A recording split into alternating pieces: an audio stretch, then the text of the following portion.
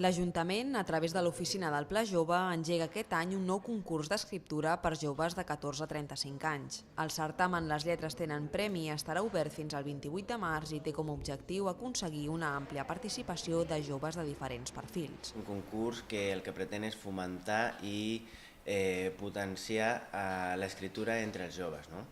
Substitueix el certamen de relat breu de l'Oficina del Pla Jove, que era un certamen que tenia ja una certa solera d'anys i que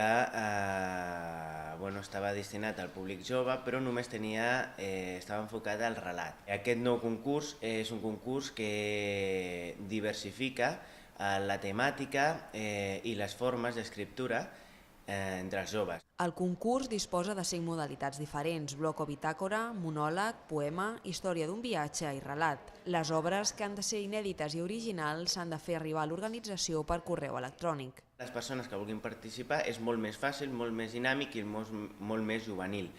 Han d'escriure en un mail les seves dades, adjuntar els documents que volen participar o enviar a participar al concurs i especificar el document a quina categoria del concurs l'envia.